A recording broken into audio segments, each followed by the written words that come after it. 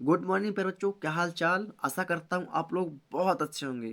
तो मेरे प्यारे स्कूलों, आज का जो हमारा क्वेश्चन है, तरंगाग्र किसे कहते हैं और यह कितने प्रकार का होता है।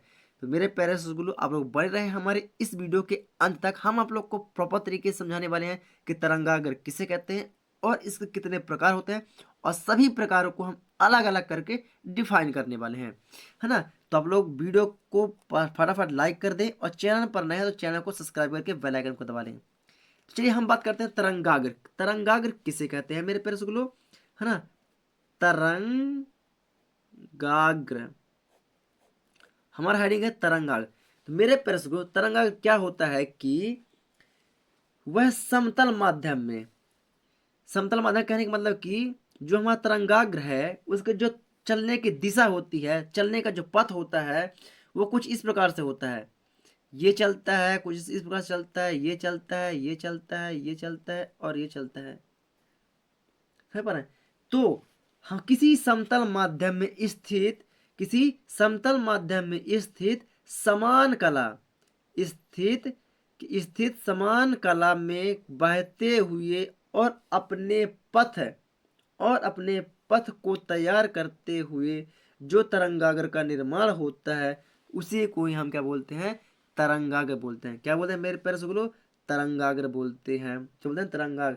तो किसी समतल माध्यम में स्थित, किसी समतल माध्यम में स्थित समान कला कर रहे बिंदुओं के पथ को ही हम क्या बोलते हैं, क्या बोलते हैं, तरंगाग्र। आप लोग देख रहे हैं, ये समान कला ही कर रहे हैं, है ना। कहाँ कर रहे हैं, समतल पर कर रहे हैं, किसी समतल माध्यम में कर रहे हैं। ये कुछ इस प्रकार से असमान कला करते हुए बिंदुओं के पथ, मतलब कि रास्ता तैयार कर रहे हैं, ये पथ को तय तय कर रहे हैं, दूरी को नाप रहे हैं, इसी की बात कर रहे हैं ना, है ना। तो इसी को बोलते हैं हम क्या, तरंगाग्र। क्या बोलते हैं, तरंगाग्र। किसी समतल माध्यम में स्थित समान कला कर रहे बिंदुओं के पथ, पथ को हम तरंगाग्र कहते हैं। क्या बोलते हैं, तरंगाग्र कहते हैं, है ना। अगर आप लोग को समझ में आए तो वीडियो को लाइक करते हैं। ये रहा हमारे इसकी डेफिनेशन। क्या रहा डेफिनेशन, कि किसी समतल माध्यम में स्थित समान कला कर रहे बिंदुओं के पथ को क्या बोलते हैं, तरंगाग्र। क्या बोलते हैं मेरे प्यारे स्कूलों, उसे बोलते हैं तरंगाग्र। तरंगाग्र,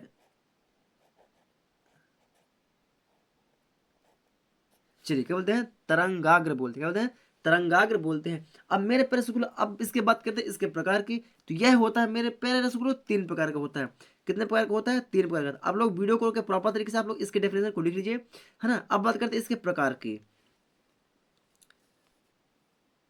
तो मेरे प्यारे रसगुल्ला, यह होता है तीन प्रकार का। कितने प्रकार का होता है, ये तीन प्रकार के होते हैं, ये तीन प्रकार के होते हैं, तीन प्रकार, तीन प्रकार के होते हैं।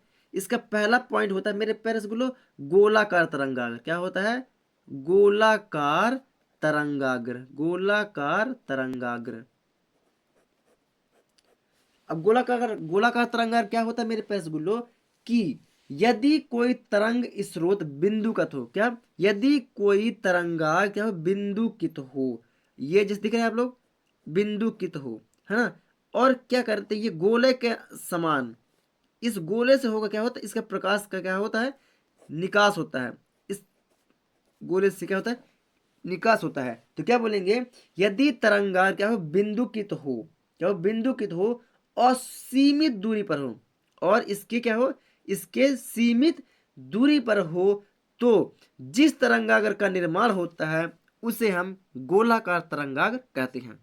क्या बोलते हैं मेरे प्यारे गुरु, उसे हम गोलाकार तरंगाग्र कहते हैं। एक बार पुनः रिपीट करेंगे कि तरंग स्रोत, यदि तरंग स्रोत क्या हो, बिंदुकित, ये बिंदु दिख रहे हैं, गोलाकार हो। बिंदुकित का तात्पर्य होता है गोलाकार, क्या हो, गोलाकार हो या बिंदुकित हो, वही कहलाता है गोलाकार या बिंदुकित हो।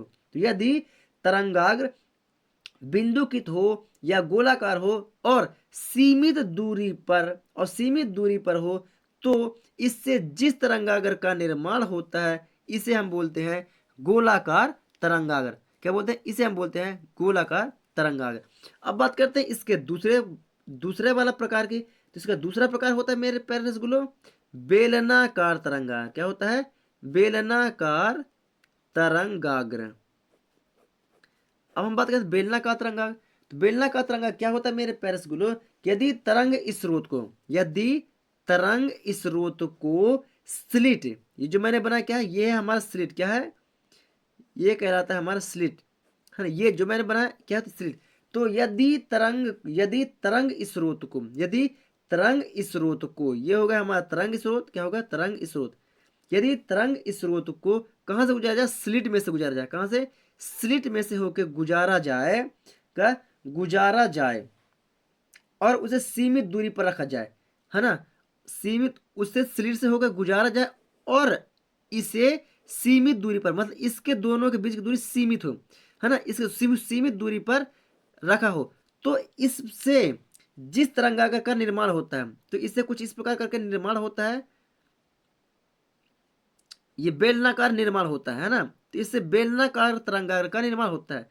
इससे क्या होता है, इससे बेलनाकार तरंगाग्र का क्या होता है, निर्माण होता है, जिसे हम बेलनाकार तरंगाग्र कहते हैं, जिसे हम बेलनाकार तरंगाग्र कहते हैं। एक बार पुनः रिपीट करेंगे मेरे प्यारे स्कूलों कि यदि तरंग स्रोत को, यदि तरंग स्रोत को स्लिट में से गुजारा जाए, यदि तरंग स्रोत को स्लिट में से गुजारा जाए और उसे सीमित दूरी पर रखा जाए, या सीमित दूरी पर रखें, तो इस प्रकार से निर्मित तरंगाग्र को क्या बोलते हैं, बेलनाकार तरंगाग्र कहते हैं। क्या बोलते हैं मेरे प्यारे स्कूलों, इसे बेलनाकार तरंगाग्र कहते हैं।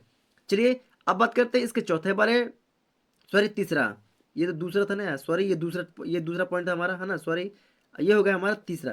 तो तीसरा होता है मेरे प्यारे स्कूलों समतल तरंगाग्र। क्या होता है, समतल तरंगाग्र। क्या होता है मेरे प्यारे स्कूलों, समतल तरंगाग्र। अब बात करते हैं समतल तरंगाग्र की। तो जब तरंग स्रोत, क्या मेरे प्यारे स्कूलों, जब तरंग स्रोत असीमित दूरी पर हो, असीमित दूरी से तात्पर्य क्या होता है मेरे प्यारे स्कूलों, जिसमें कोई सीमित ही ना हो, कि प्रकाश आ कहां से रहा है, ये हमें पता ही ना हो, क्या, ये चीज हमें पता ही ना हो, तो उस तरंगाग्र से बनने वाला तरंगाग्र, तो उस प्रकाश से बनने वाला तरंगाग्र क्या कहलाता है, समतल तरंगाग्र कहलाता है। क्या कहलाता है, समतल तरंगाग्र। ये हो गया हमारा तरंगाग्र समतल।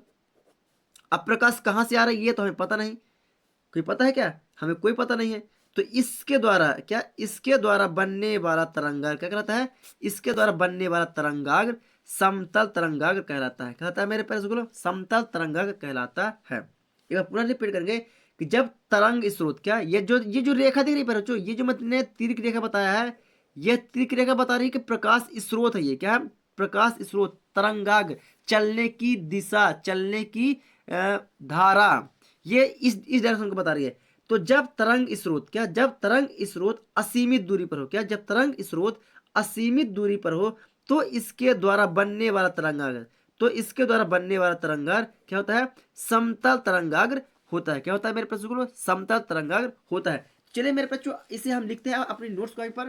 तो ये रही हमारी नोट्स कॉपी। तो प्रॉपर तरीके से आप लोग अपनी नोट्स कॉपी खोलें और लिखना स्टार्ट कर दें, है ना, कि तरंगाग्र किसे कहते हैं और तरंगाग्र कितने प्रकार के होते हैं। तो हमें जिसमें दिखाई दे रहा है तरंगाग्र की डेफिनेशन और इसका पहला प्रकार, जिसको हम बोलते हैं गोलाकार प्रकार। तो आप लोग वीडियो को रोक के प्रॉपर तरीके से गोलाकार तरंगाग्र लिख लीजिएगा, है ना, और या स्क्रीनशॉट ले लीजिएगा। ये रहा इसका डायग्राम। तो प्रॉपर तरीके से गोलाकार तरंगाग्र का डायग्राम को बना लीजिए।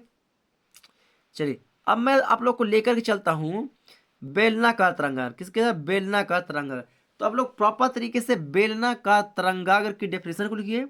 बेलनाकार तरंगाग्र की डेफिनेशन को लिखिए कि यदि तरंग स्रोत को स्लिट से होकर गुजारे और उसे सीमित दूरी पर रखें, तो इस प्रकार से निर्मित तरंगाग्र बेलनाकार तरंगाग्र कहलाता है। और ये रहा हमारा बेलनाकार तरंगाग्र का क्या, डायग्राम।